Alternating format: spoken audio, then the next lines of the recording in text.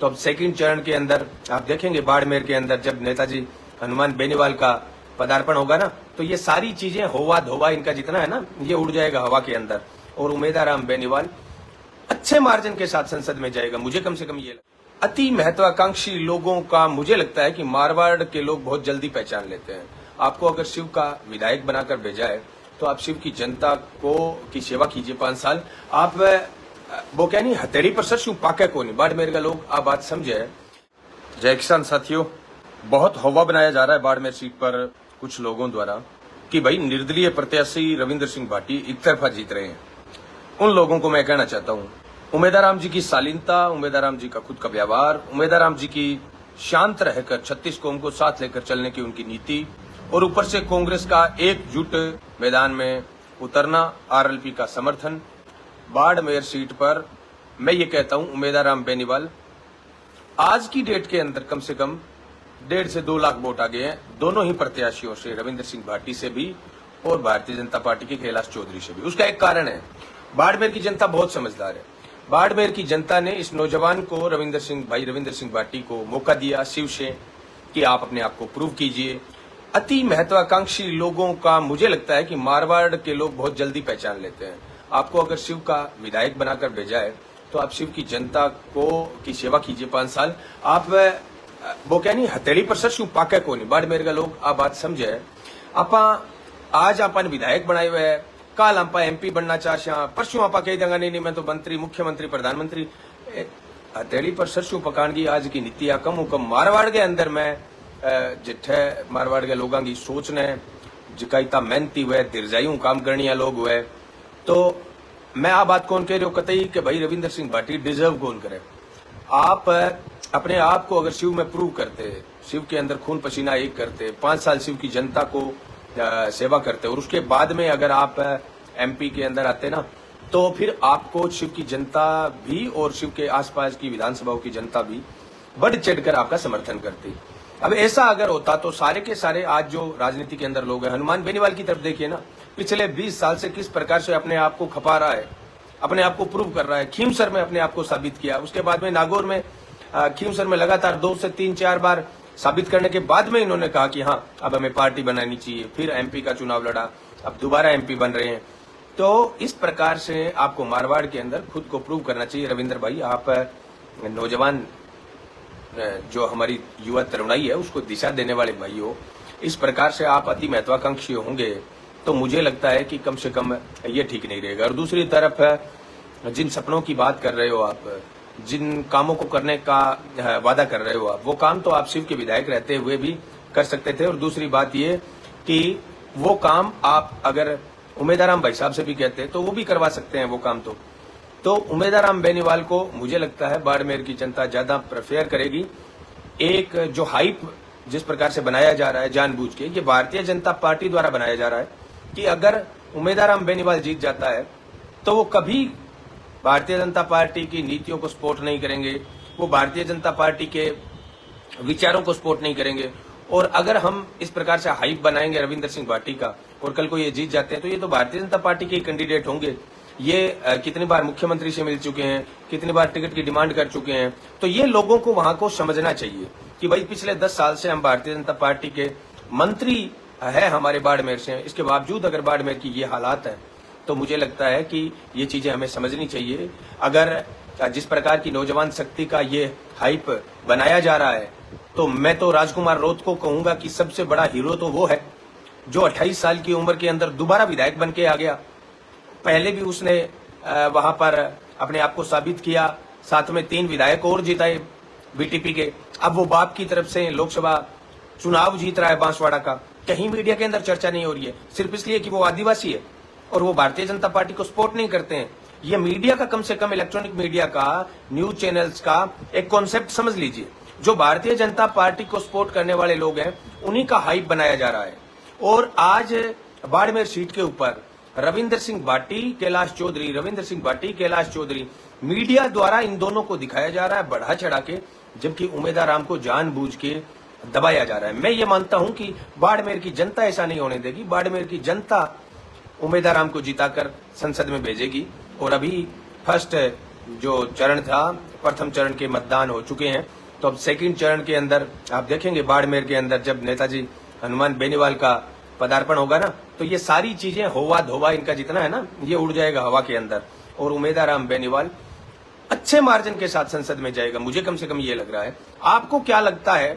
आप, क्योंकि विवेकशील विचार मंच पर बाड़मेर के बहुत सारे मेरे साथी आप जुड़े हुए हैं, आपको क्या लगता है बाड़मेर की वस्तु स्थिति है क्या? जो बाड़मेर के मेरे भाई हैं वो कमेंट करके बताएं, हो क्या रहा है ये बताइए। आप अपने सूरतगढ़ में कौन जीत रहा है? ये अमजद भाई ने कहा है।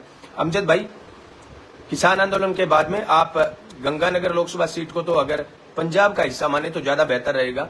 तो पंजाब के अंदर क्या हो रहा है वही गंगानगर में होने वाला है। गंगानगर में कांग्रेस कम से कम है तो 2 लाख वोटों से जीत रही है यहाँ पे। उसका सबसे बड़ा कारण एक तो किसान आंदोलन रहा, दूसरा एससी आबादी प्रियंका बेलान से इतनी नाराज थी कि एक प्रकार से बनिया को यह टिकट दिया गया है। यहाँ पर मेघवाल समाज से होने के बावजूद प्रियंका बेलान ने किस प्रकार से अनूपगढ़ जो चेयरमैन अनूपगढ़ की चेयरमैन बनी, तो वहां पर अपने एफिडेविट के अंदर अपने आप को नागपाल बताया।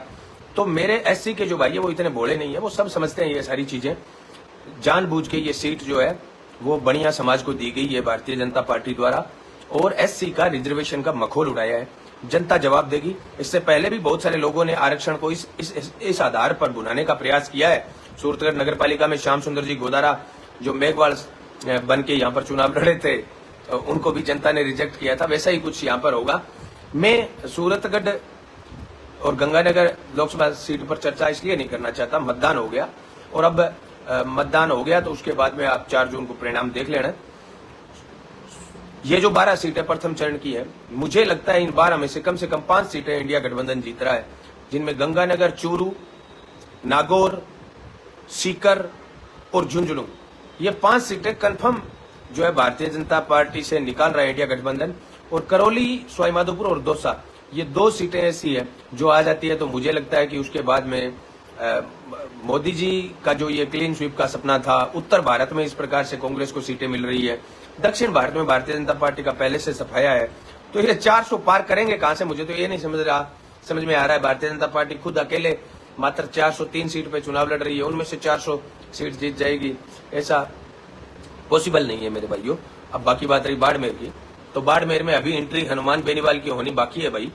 हाँ, ये सही था कि हनुमान बेनीवाल के साथ गठबंधन थोड़ा लेट हुआ, और हनुमान बेनीवाल इस प्रकार के इंसान है, उनको बहुत कम लोग जानते हैं कि वो जिस काम में लग जाते हैं ना, तो बाद में ये नहीं देखते कि विरोधियों के पास ताकत कितनी है, विरोधियों के पास धन दौलत कितना है, विरोधियों के पास व्हीकल कितने हैं, संसाधन कितने हैं।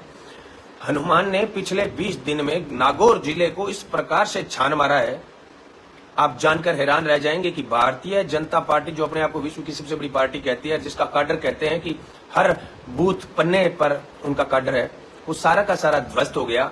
ज्योति मिर्धा कम से कम 2 से 2.5 लाख वोटों से वहां पर चुनाव हार रही है। ये हनुमान बेनीवाल की मेहनत का नतीजा था भाई। आपने देखा 20 दिन तक वो आदमी 1 मिनट नहीं सोया, दिन रात उसने एक कर दिए। और मैं इसके अंदर सबसे बड़ी जीत जो नागौर के अंदर हनुमान बेनीवाल की हो रही है, इसमें सबसे बड़ा कारण भाई मुकेश भाकर, रामनिवास गौड़िया, चेतन जी डूडी, जाकिर हुसैन गेशावत, महेंद्र जी चौधरी, बहन मंजू मेघवाल, इंदिरा देवी बावरी, इनका भी बहुत बड़ा योगदान रहा। देखो, जो आरएलपी के 3 विधायक थे, नारायण बेनीवाल, इसके अलावा इंदिरा देवी बावरी, पुखराजी गर्ग, पिछली विधानसभा के अंदर पुखराजी गर्ग को भाई साहब ने पूरे पार्टी की कमान सौंपी, प्रदेशाध्यक्ष बनाया, और आज किस प्रकार से भारतीय जनता पार्टी में उनका अपमान हो रहा है आप देख रहे हैं, खुद देख रहे हैं कहां पर उनकी इज्जत है। उन्होंने बहुत ही मैं ये कहता हूं कुठाराघात वाला अपने पैरों पे कुल्हाड़ी मारी। लेकिन मैं सैल्यूट करता हूं इंदिरा देवी बावरी को, जो महिला होने के बावजूद भारतीय जनता पार्टी के प्रलोभनों में नहीं आई, और उन्होंने कहा कि मैं राजनीति करने हनुमान बेनीवाल से नहीं जुड़ी। हनुमान बेनीवाल ने मुझे चूल्हे चौके से विधानसभा तक पहुंचाया है, तो इस आदमी का एहसान मैं जिंदगी भर नहीं भूलूंगी। और इसके आधार पर जब उन्होंने भारतीय जनता पार्टी के प्रलोभनों को नकारा था, और उसके बाद में लोकसभा चुनावों में जिस प्रकार से इंदिरा देवी बावरी ने ये कमिटमेंट किया कि भाई साहब मैं मेरा चुनाव जरूर हार गई, लेकिन बेड़ता से जो ज्यादातर चुनाव जो है वो उसका हिस्सा जो है वो नागौर में आता नहीं है, उसके बावजूद पूरे नागौर के अंदर बावरी समाज के लिए जिस प्रकार से इंदिरा देवी बावरी ने प्रचार किया वो काबिले तारीफ था। अब जब नेताजी हनुमान बेनीवाल नागौर से बाहर निकलेंगे और बाड़मेर में जब उनके कदम पड़ेंगे, सच में साथियों असली तूफान तो अब आना बाकी है। और जो ये हाइप बनाया जा रहा है ना कि पता नहीं कौन से ग्रह से उतरे हैं ये नौजवान लीडर कि जिन्होंने चुनाव की दशा बदल दी, दिशा बदल दी। काय की दशा दिशा, किस प्रकार का यूथ आइकॉन बनाना चाहते हो आप भाई? 3 दिन पहले अगर आप विधानसभा का चुनाव जीते हो तो विधानसभा के अंदर जाओ, प्रूव करो अपने आप को। और अगर वास्तव में यूथ आइकन आपको खोजना है इस मीडिया को, तो आप जाइए बांसवाड़ा, राजकुमार रौत से मिलिए जो सच में यूथ आइकॉन है। और संघर्ष के दम पर अगर यूथ आइकॉन आपको देखना है तो देखिए हनुमान बेनीवाल का संघर्ष पिछले 20 साल से किस प्रकार से मारवाड़ में राजनीतिक चेतना का काम किया है, मारवाड़ के अंदर नौजवानों को आगे लाने का काम किया है। ये हनुमान बेनीवाल राजस्थान के लिए मैं कह रहा हूं, दादा छोटू राम ने और चौधरी चरण सिंह ने देश के लिए जो काम किया था, दाऊद देवीलाल ने जो हरियाणा में काम किया था, वो काम राजस्थान में हनुमान बेनीवाल कर रहा है। ये बात ना तो भारतीय जनता पार्टी को समझ में आएगी और ना भारतीय जनता पार्टी के आला जो नेता है उनको समझ में आएगी। हालांकि मोदी और शाह को अच्छी तरह मालूम है 2019 का 25/25 का उनका जो मिशन था उसके अंदर बहुत बड़ा योगदान था हनुमान बेनीवाल का। अब कर लेना 25 में 25, पता चल जाएगा कि दम हनुमान में है या फिर आपके मोदी और शाह में है। हनुमान यहाँ पर 24 घंटे किसानों के बीच में लड़ने वाला नेता है। कोई मोदी और शाह आके किसानों को यहाँ पर न्याय नहीं दिलाता। हनुमान है वो दिन रात लोगों के काम आता है, इसलिए लोग हनुमान से प्यार करते हैं, प्रेम करते हैं, मोहब्बत करते हैं। आप देखा 20 दिन की एक प्रकार से मैं ये कहता हूं जीत और मेहनत के बाद में चुनाव हुआ, और चुनाव वाले दिन जब दादागिरी हुई कुचेरा में तो मतदान खत्म होते ही फिर नई ऊर्जा के साथ हनुमान कूद पड़ता है अपने कार्यकर्ताओं के स्वाभिमान के लिए, आत्मसम्मान के लिए। तो ये इस प्रकार के लीडर बहुत कम मिलेंगे। ज्योति मिर्धा दुबक के बैठ गई अंदर, अभी चुनाव हुए नहीं उससे पहले ज्योति मिर्धा अंदर बैठ गई, भी अब जो होना है वो हो गया, उसे पता है चुनाव भी हार गई। और इस प्रकार के लोग अगर गलती से जीत भी जाते हैं तो मैं दावे के साथ कह सकता हूं जो नेताजी ने कहे थे एक एक शब्द है वो सही साबित होंगे और बाद में मैदान में ये लोग नहीं दिखेंगे। तो ये बताता है कि नागौर की जनता हनुमान को क्यों प्रेम करती है, क्यों हनुमान को बार बार चुनती है। हनुमान थकने वाला लीडर नहीं है, रुकने वाला लीडर नहीं है। बाकी अब बाड़मेर के अंदर रिजल्ट आप फिर देख लेना। सारे साथी जुड़े इसके लिए बहुत बहुत धन्यवाद। आप कौन सी लोकसभा से देख रहे हैं, आपकी लोकसभा के अंदर किस प्रकार की वोटिंग पड़ी है, आपको परिणाम किस प्रकार के लगते हैं, वो सभ्य सलीन भाषा के अंदर आप कमेंट कर सकते हैं। और जिन लोगों के दिमाग में किसी विचारधारा ने घर कर रखा है, कोई विचारधारा के आप अगर गुलाम हो और फिर उल्टे सुलटे आप अगर कमेंट करते हो तो विवेकशील विचार मंच आपके लिए उचित जगह नहीं है। फिर आप जिस विचारधारा की चंगुल में फंसे हुए हो उस विचारधारा में ही रहो तो बेहतर रहेगा। कौन मानता है कि जैसे ही बाड़मेर के अंदर हनुमान बेनीवाल की एंट्री होगी मामला एक तरफा हो जाएगा, ये भी कमेंट करके बताओ। सारे साथी जुड़े इसके लिए बहुत बहुत धन्यवाद। जय वीर तेजाजी, जय हिंद,